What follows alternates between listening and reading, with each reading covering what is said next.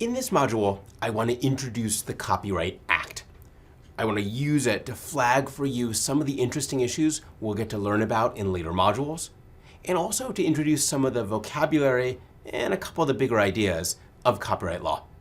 There's a handout which you can grab online as well to follow along. This is the Copyright Act. So I've put onto one handout the constitutional clause that gives Congress the power to do copyright, and then the bulk of the copyright statute, which you'll be pleasantly surprised to see is relatively short and relatively readable. Let's start at the top. I want to start with the constitutional clause just briefly, because it builds in a couple of things that are really interesting. The Constitution said in Article 1, Section 8, Clause 8, that Congress shall have the power to promote the progress of science and useful arts by securing for limited times to authors and inventors the exclusive right to their respective writings and discoveries. That's a lot of words. What's to note? One thing to note is this is the clause that gives Congress the power to do patent law and copyright law. That's the references to authors and inventors, for example. Another thing to note is how this clause really buys into the economic understanding of patent and copyright law both, right? The idea that this is a means to an end. Note the to promote the progress language.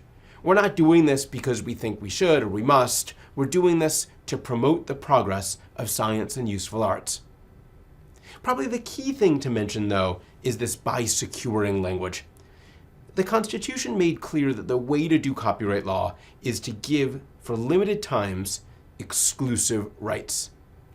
And this is huge. This is a wonderful way to set up the legal regime that might not at first stand out. If I want to encourage you to do something, to write a book or movies or whatever, I could have done a bunch of other legal strategies. For instance, I could have done a prize system where the government has a pot of money and they give it out to meritorious projects. We don't do that. The copyright system is very elegant. The copyright system says, look, do whatever you want. You decide what your movie should be. You decide what your book should look like. Do whatever you want. We don't have to value it. We don't have to price it. All we're going to give you is the exclusive right to bring that thing into the market.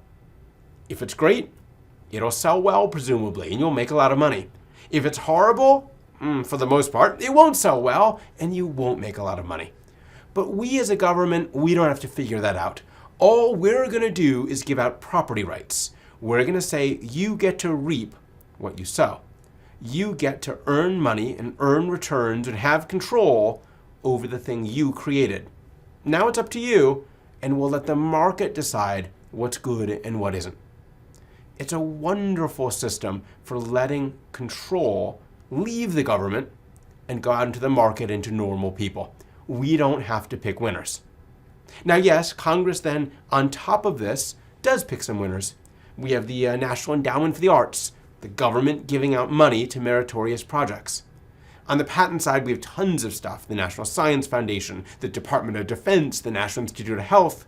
We spend money in favor of things we like, sure, but the foundational systems, patent and copyright, are set up from the get-go as giving out limited rights for giving out for limited times exclusive rights. The idea is you get control for a certain period of time of your stuff. It's a very elegant setup.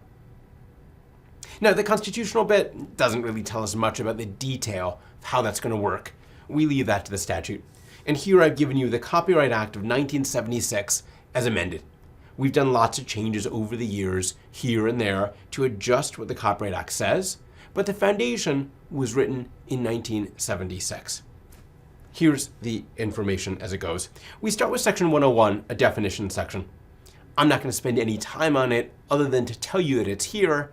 If you see a word in the statute and you want to know what it means, almost all of them are defined really well in this definition section up front.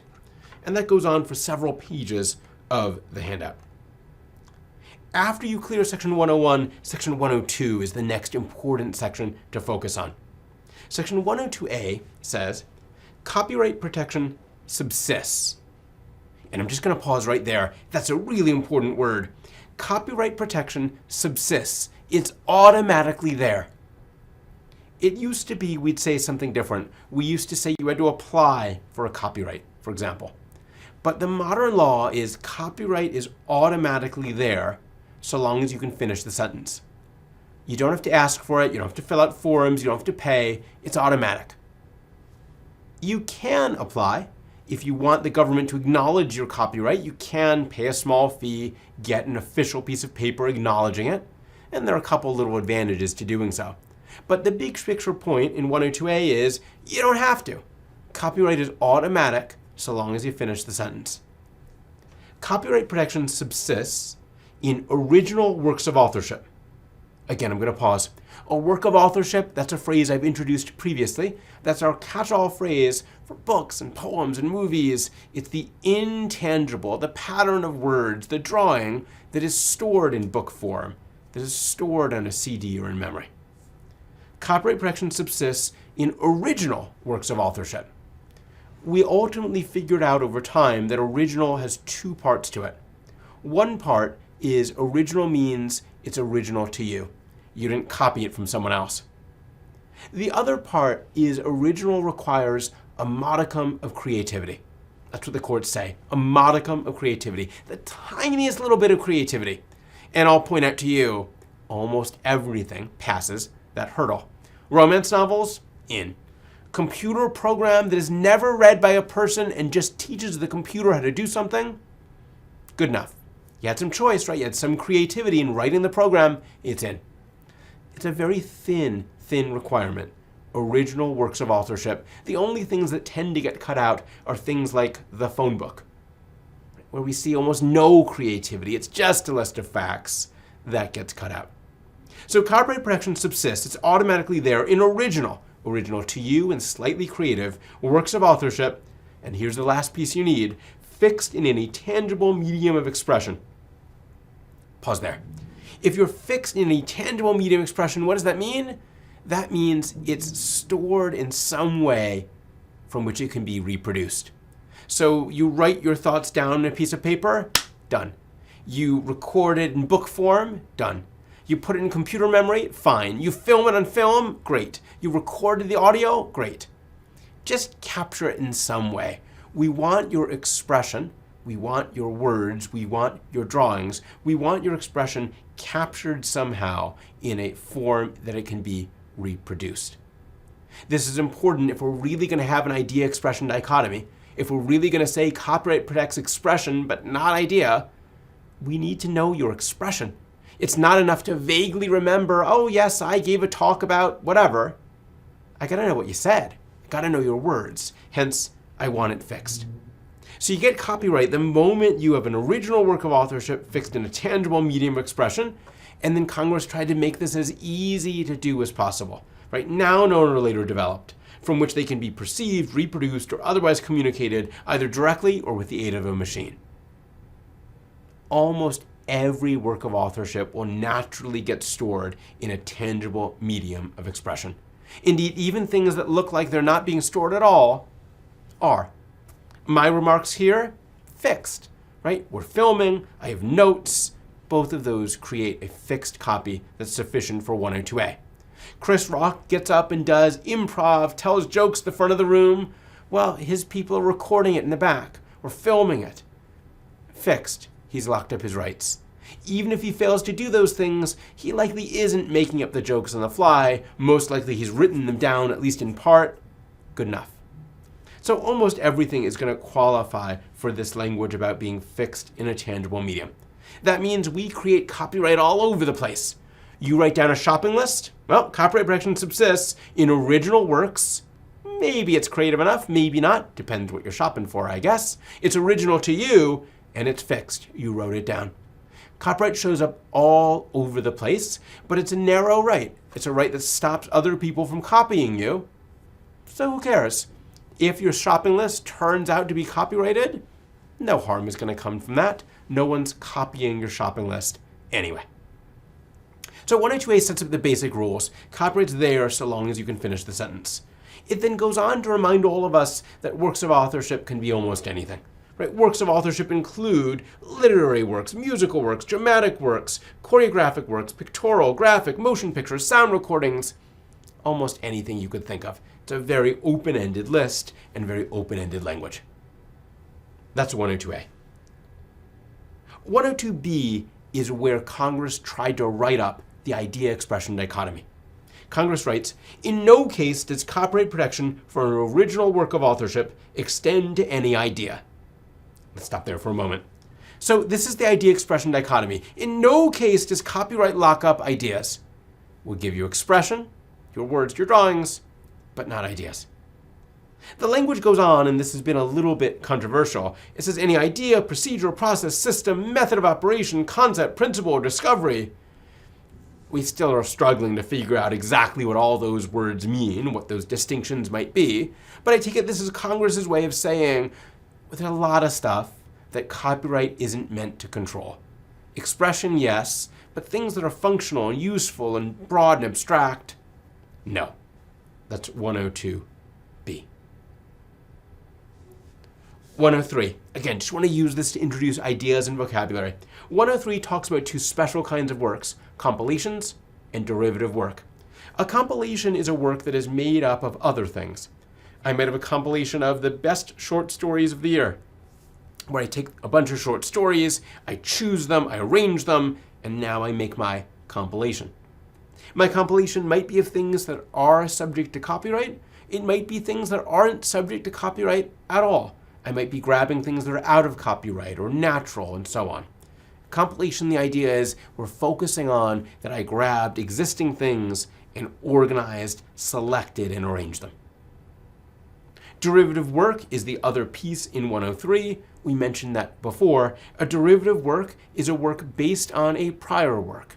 So sequels, for example. A book based on a movie, for example.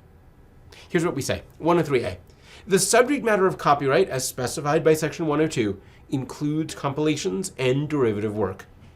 But protection for a work employing pre-existing material in which copyright subsists does not extend to any part of the work in which the material has been used unlawfully. What's that mean? It means if you make a derivative work and you take my characters and my story and then you make a derivative without permission, we're not going to recognize rights for you. So one of the famous cases here is a fan of the Rocky movies, those old boxing movies with Sylvester Stallone. A fan wrote a script for a follow-up movie. And it turns out the script was very similar to one of the actual movies that was produced. So there was a copyright fight. And the person who wrote the script said, you guys copied me. That's my expression. It's my story, my language, the whole bit. Well, the team behind Rocky said, we don't even have to fight about that issue. You made a script, good for you, but it was built on our characters. So you used our copyrighted work to make derivative work without permission. No rights to you. You can understand why we have a rule like this. We don't want other folks to kind of swing in and once you make Star Wars, 100 people try to make follow-on movies, and now all of a sudden there are all these legal rights potentially in the way of the next official Star Wars movie.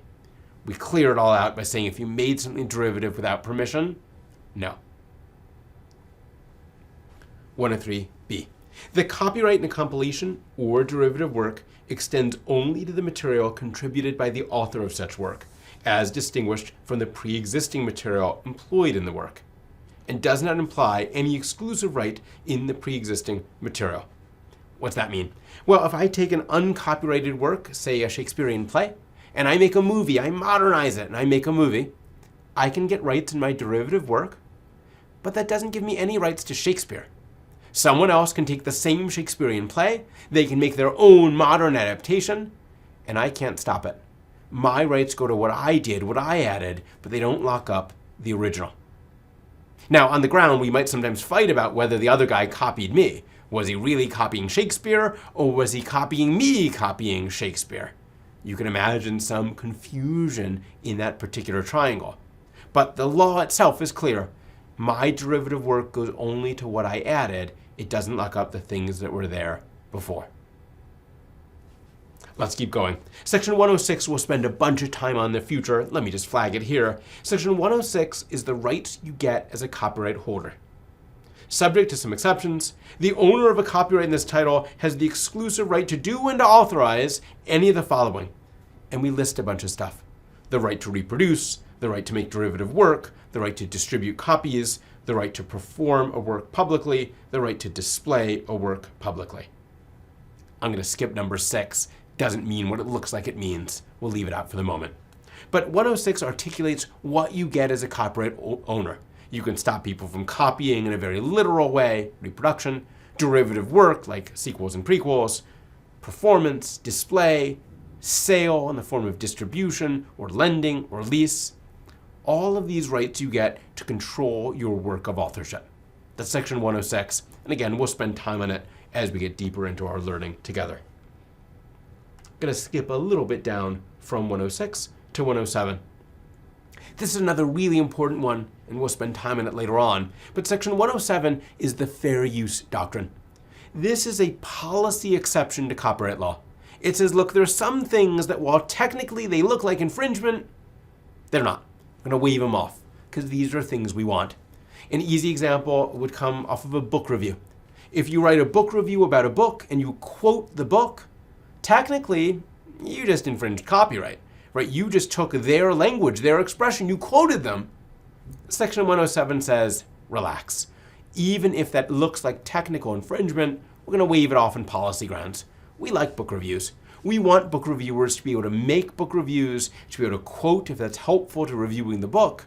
We don't want them to have to go ask permission, go say, I'd like to review your book, may I? That would destroy the whole market for book reviews. They wouldn't be credible, they'd pull their punches. Book reviews is an easy example for fair use. Parody is another. What if I want to take a song and make fun of it? I want to make the same notes but change the words to poke fun at how serious the original one was or its message. Parody is another example where in many instances we say fair use. You don't have to ask. You don't have to go cut a deal. That's something we want to allow. Let's look at the statute for a moment. 107 says, notwithstanding the provisions of 106, the rights we just read, the fair use of a copyrighted work, including such use by reproduction in copies or by any other means specified by that section, for purposes such as criticism, comment, news reporting, teaching, scholarship, or research, it's not infringement. Let's just pause there for a moment. That's a long list, right? Criticism, comment, news reporting, teaching, research. Let's say 2 things about it. 1, I think of that as copyright law's nod to the First Amendment. We want free speech. We want you to be able to comment, discuss, do news reporting, do research. We want free speech. That's what that list is all about in a way. But 2, don't read that too literally. It's not saying that every educational use is fine or every news reporting use is fine. Not at all. We're saying, look, these are categories that are favored, but we're always going to look at what you did and why you did it. So it might be that your educational copying is okay. It might be that yours is a situation where we think, you know what, you should probably have gone and paid and licensed. It was something you could have set up and paid for, in that way putting money into the system so other works like that are created. So don't read this as an absolute list. Read this as a little bit of just ambiance, a little bit of background of these are favored categories if used reasonably. Right? Do a news report, show a minute at my movie, fine. Do a news report and say the news is the new Harry Potter movie just came out. Here it is in full. That's not going to go, even though it's a news report. So you get these categories, then you get more, because these categories are not exhaustive. There's so much more. And so 107 says, in determining whether the use made of a work in any particular case is a fair use, here are some factors. And again, we'll learn about these later. I'm going to flag just 2 for you now. One thing the courts often look at is they ask, is the accused use transformative? Did the accused infringement really change the work, really add something, shift it so there's a new message, a new purpose, a new use? How transformative was this? Because you know what? If it wasn't transformative, if all you did is take exactly the same thing again, it's not a good case for the policy exception, right? If you just give me exactly what I had before, why didn't you ask? Why didn't you pay? Why didn't you license? Another consideration that shows up prominently in the cases is the idea of economic harm. One thing we look for is to understand whether this proposed fair use would undermine the incentives that copyright law is trying to make. Copyright, especially in the US, is an incentive system. We give these rights because we want you to make movies and books and poems and the like. Will fair use ruin that? Well, if it's book reviews, no. Actually, book reviews make that market go. It helps people find good books and so on. Other things might threaten the economics. We take a look to understand if we create an exception for this, whatever it is, if we declare this fair use, will that mess up the incentive system? Again, there are other things in fair use. We'll deal with it in due course. That's section 107. Section 109, I just want to show you a tiny piece of it. That's 109A. 109A is what we call the first sale doctrine. We'll look at the words in a minute. Let me tell you what it's about. The first sale doctrine is the rule that says when you buy, say, a book, when you're all done with it, you're allowed to resell it as a used book. You don't have to go back to the copyright holder and get permission. By default, you can resell it. Here's what the law says that. It says, notwithstanding the provisions of section 106.3, so notwithstanding the rule that says copyright holders control distribution, the owner of a particular copy lawfully made under this title, or any person authorized by that owner, is entitled, without the authority of the copyright holder, to sell or otherwise dispose of the possession of that copy. Again, this is the used book, used music market. We'll take a look at it in a later video. I'm going to skip for now 114 and 115. We'll use them, but not today. So too 201, 202, 203. These are details that are too much for our first pass through the statute.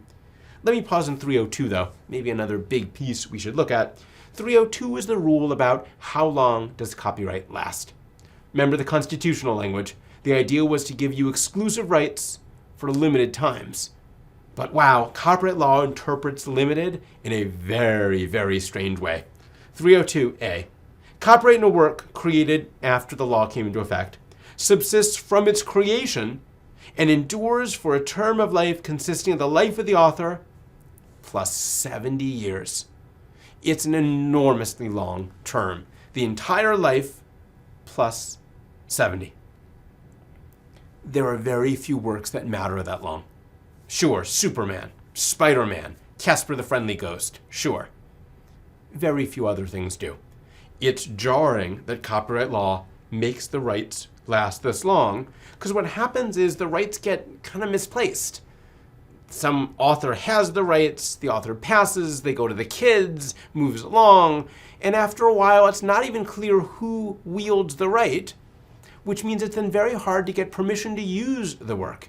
We have a copyright, and the idea was we're creating incentives, but over time the rights get so divided up and lost track of that all we're doing is creating a legal rule that stops the use of the work. But we're not really achieving anything. Again, for a character or a work of authorship that's lasted, I get it. You know, Mickey Mouse is still valuable even beyond life plus 70. And you can understand why Disney wants to continue to control Mickey. Right? Not just to make money, although sure, to make money, but also to make sure that Mickey doesn't show up in compromising situations. Right? If Mickey's copyright were to expire, you'd see Mickey Mouse in porn. You'd see Mickey Mouse selling drugs. Who knows what the stories would be as they came out. Disney wants to keep Mickey clean for kids, maintain a good image. So I get it. Even long after the work is created, it might make sense to have someone responsible for the work who cares for it. But most work is nothing like that. And for works that aren't like that, this is a really long time. It's a big controversy in copyright law these days. What can we do about this? What can we do about what's called orphan work? Work that's still under protection, sure, but no one's caring for it anymore. And the internet makes this even more important in that if we could free up all the orphan work, it would go up on the internet and then maybe it would get used. Right? If it was easy to grab and use and learn from and work with, all of a sudden we'd pull a lot of work back into meaningful use, get it off the shelves. For now, though, I want to point out to you, copyright law lasts its life of the author plus 70 years, and then some special rules if, for example, the author is a company. Now, there's some stuff that we're going to talk about copyright law that's really not in the statute. And maybe the most important thing in that category are the rules about third-party liability. So there are a bunch of things that are not in the statute about third parties, about when it is we say to Dell or to Google or to Facebook or to eBay or one of these entities, hey, wait a minute, you're involved in infringement. your service, your tool, your business causes, facilitates, contributes to infringement. There are some statutory provisions that cover some of the edges of this, but the core rules about third-party liability, not in the statute. We have to learn those from cases, which we will. That said, almost all of the rules we need are here in the Basic Act, in this handout, and as we dig in deeper, we'll come back, we'll look at this language, and we'll really tease out how it's applied.